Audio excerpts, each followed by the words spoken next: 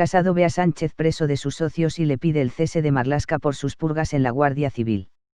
El líder del PP, Pablo Casado, ha acusado al presidente del gobierno, Pedro Sánchez, de ser prisionero de sus apoyos por convertir en un bazar la negociación de la última prórroga del estado de alarma por el coronavirus, tras sus acuerdos con ERC y PNV, y le ha pedido el cese del ministro del Interior, Fernando Grande Marlaska, por las purgas en la Guardia Civil, en referencia a la crisis desatada a partir del cese del coronel Diego Pérez de los Cobos.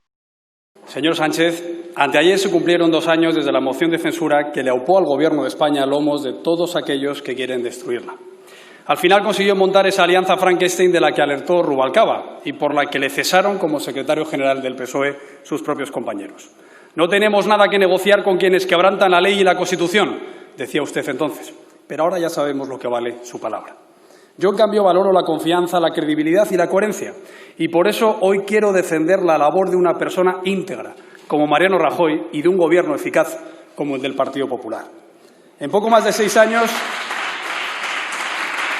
conseguimos crear 3 millones de empleos, subir las pensiones que ustedes dejaron congeladas, el gasto en sanidad, educación, dependencia y los sueldos de los funcionarios que dejaron recortados, recuperar nuestro prestigio internacional y poner ante la justicia a los secesionistas en Cataluña.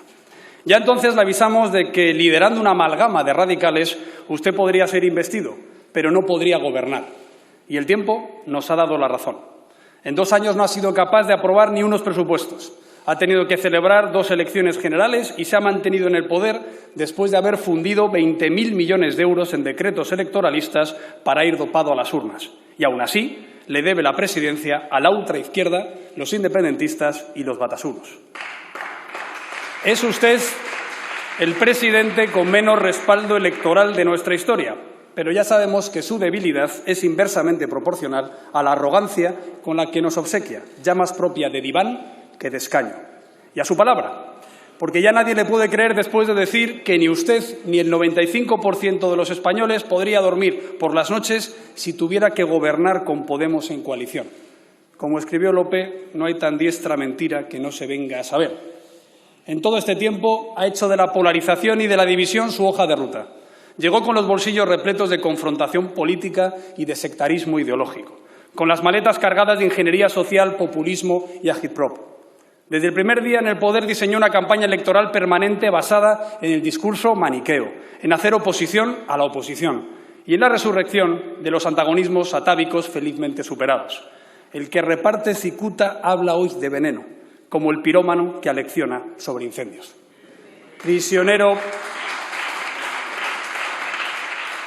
Prisionero de sus apoyos, ha convertido cada votación parlamentaria, como la de hoy, en un bazar donde la igualdad de los españoles se regatea a precio de saldo. Cuando lo único que se pretende es resistir a cualquier precio, se termina pagando el precio más alto con tal de resistir. Tan alto como tener que justificar la condena de los ERES, el mayor caso de corrupción de la historia, y mantener como ministros a 3 consejeros de Chaves y Griñán en contra de su propia vara de medir en su moción de censura. Tanto como descoser la concordia de la transición, incluso contra los pactos de su partido durante décadas. Tanto como poner en almoneda la unidad nacional con una mesa de autodeterminación con condenados por dar un golpe a la legalidad constitucional y malversar las instituciones del Estado en beneficio propio, como el CIS, la televisión pública o la Abogacía General, y politizar la Fiscalía General imponiendo a una comisaria política reprobada por no denunciar una trama de extorsión policial. Y blanquear la dictadura de Maduro recibiendo a su vicepresidenta en clara violación de las resoluciones europeas y mintiendo en sede parlamentaria para taparlo. Y ceder a las exigencias de los proetarras acercando presos terroristas y admitiendo la desigualdad social en favor del País Vasco y Navarra. Con Bildu no vamos a pactar. Si quiere lo digo 5 o 20 veces. Me ofende la pregunta, decía usted hace apenas unos meses. No se cansa de mentir, ni de anunciar la prosperidad económica que ultraja, poniendo en riesgo nuestro estado del bienestar otra vez. Desde que usted gobierna y antes de la llegada del COVID-19 se ha desplomado la creación de empresas un 23%, las hipotecas un 16%, la inversión exterior un 66%, el sector industrial un 20%, el comercial un 32%, el de servicios un 18%. Sin embargo, ha duplicado el déficit comprometido, ha disparado la deuda en 67.000 millones de euros, el paro un 18% y el paro juvenil un 27%, para variar.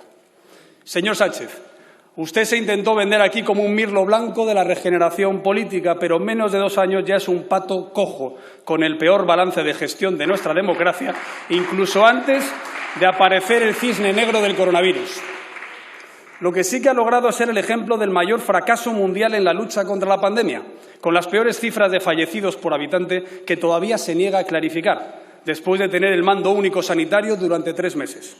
¿Cómo es posible que, según el Instituto Público Carlos III, haya 43.000 víctimas o, según las funerarias, 44.000 y usted solo reconozca 28.000? ¿Usted, que llamaba indecentes a sus adversarios, le parece decente ocultar a los muertos para esconder su incompetencia? Hasta el New York Times le decía el sábado que no ha visto una cosa así en todo el mundo. Anteayer descubrimos la enésima prueba de su engaño masivo. La señora Montero reconocía en un vídeo que el 8 de marzo ya había un grave riesgo de contagio y que por entonces otros países ya estaban tomando medidas superdrásticas. SIC. Ella se protegió no dando la mano, pero decenas de miles de mujeres no tenían esa información, a pesar de que les iba la vida en ello. Qué macabra premonición la de la señora Calvo.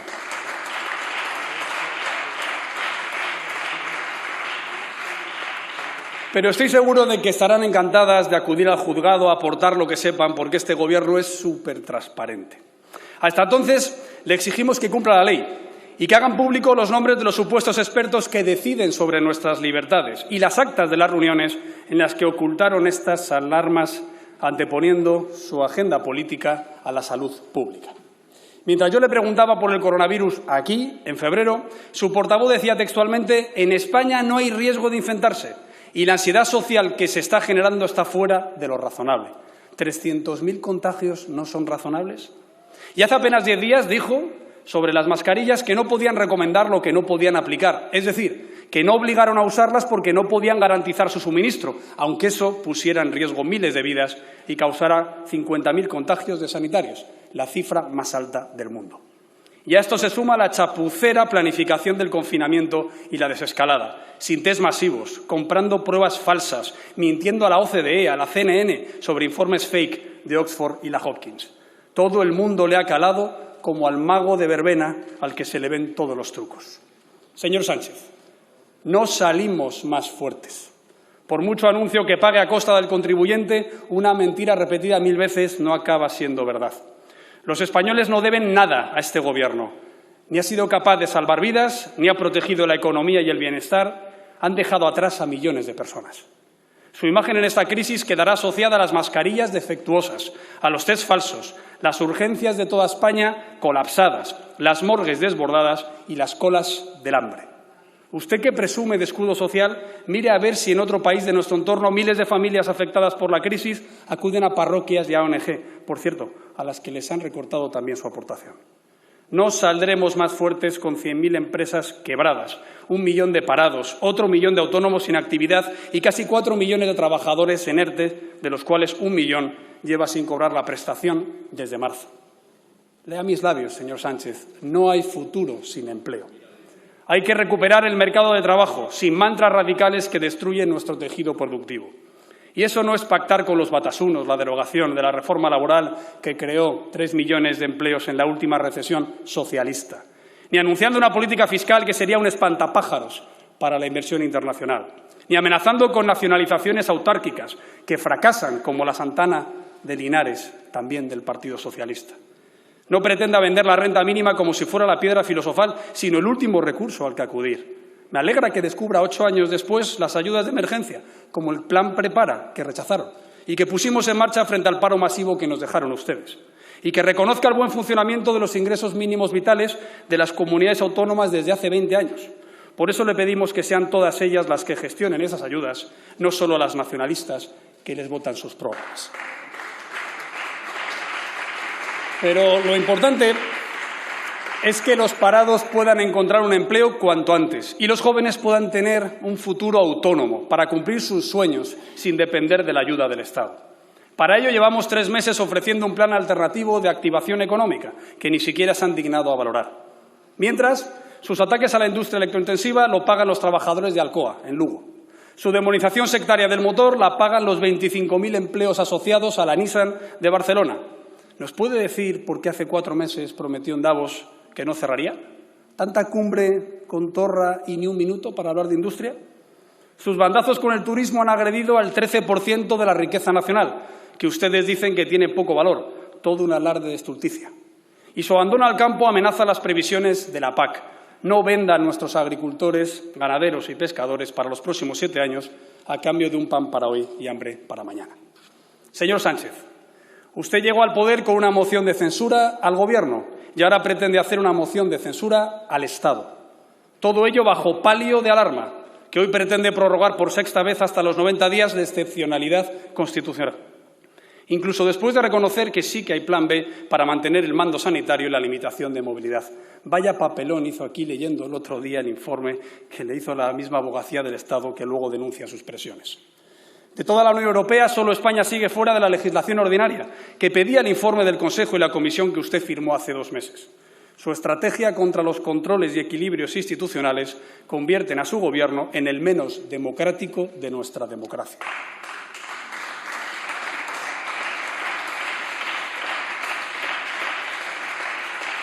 Durante estos 3 meses ha cruzado demasiadas líneas rojas.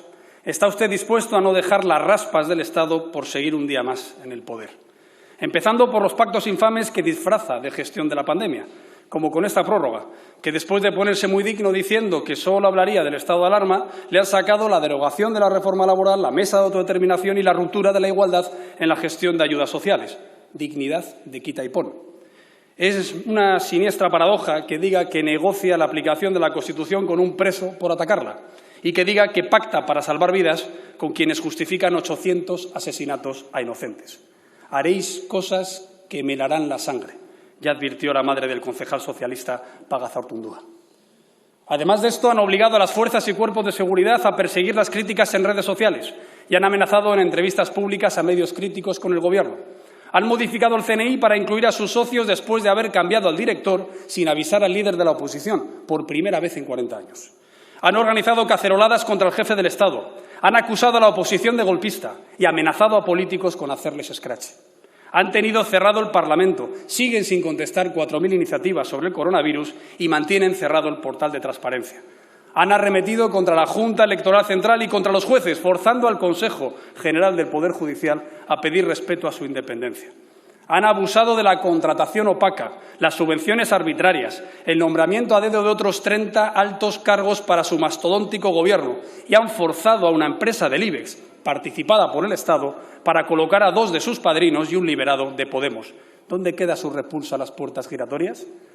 Han renovado por primera vez sin consenso la Comisión de los Mercados y la Competencia, poniendo de presidenta a una de sus asesoras y colocando a otro de Esquerra y de Podemos, como hicieron en el Consejo de Seguridad Nuclear. Y han desatado una caza de brujas en la Guardia Civil, sumiendo al cuerpo en su mayor crisis desde el escándalo del también socialista Luis Roldán. Señor Sánchez, ¿nos puede explicar por qué ha purgado usted a un coronel intachable por negarse a cometer una ilegalidad, filtrando un informe en el que se investiga la posible responsabilidad penal de su Gobierno el 8 de marzo? ¿Sabe que eso puede constituir un delito de inducción a la revelación de secretos, otro de obstrucción a la justicia y otro de prevaricación? ¿Qué oculta usted para mantener a su ministro del Interior como si fuera su fuché después de haber mentido en la Moncloa, el Congreso y el Senado? Ni este ministro, ni nadie del Ministerio, ni nadie de la Dirección General de la Guardia Civil, nadie ha solicitado al señor Pérez de los Cobos el informe ni el acceso al contenido de este informe. Dijo allí Marlaska. Por cierto, qué manía tienen de hablar en tercera persona este Gobierno tan de la gente. Señor presidente del Gobierno, ustedes han vulnerado el artículo 117 de la Constitución, que consagra la división de poderes, y el artículo 550 de la Ley General del Poder Judicial, que obliga a la Policía Judicial a actuar bajo la dirección de los juzgados sin atender las órdenes de sus superiores orgánicos. Y el artículo 34 de la Ley de Fuerzas y Cuerpos de Seguridad del Estado, que establece que los funcionarios de las unidades de Policía Judicial no podrán ser apartados de la investigación hasta que finalice la misma, si no es por decisión del juez. Usted es el responsable de estas purgas. Y si tuviera el más mínimo respeto al Estado de Derecho, debería restituir al coronel en sus funciones y cesar a los que ejecutaron una orden que usted, sin duda, conocía.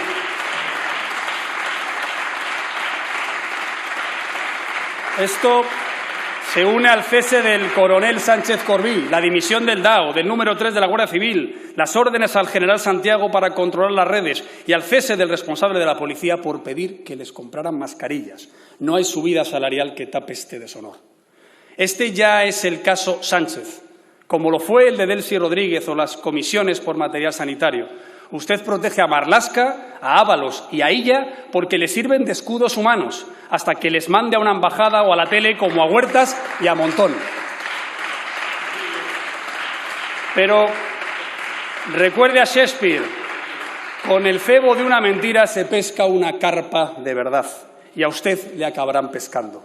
Y ya le aviso de que en cuanto salgamos del estado de alarma y alcancemos eso que usted llama con lenguaje distópico y cursi la nueva normalidad, solicitaremos una comisión de investigación parlamentaria para esclarecer las responsabilidades del Gobierno en su nefasta gestión de la pandemia. Y les recuerdo que allí no podrán seguir mintiendo sin consecuencias legales. Acabo ya, señora presidenta. Decían que yo iba a vender mi alma para ser presidente del Gobierno, que iba a aceptar el chantaje de Iglesias, cargándome la independencia de los jueces y fiscales, que iba a hacer descansar la gobernabilidad en las fuerzas independentistas. Podría haber sido presidente del Gobierno a un precio que yo no quería, ni tampoco merecerían los españoles. Esto lo dijo usted, señor Sánchez. Pero ha hecho justo lo contrario, como siempre. Lo que no merecemos los españoles es un presidente que nos mienta sin parar, sin rubor.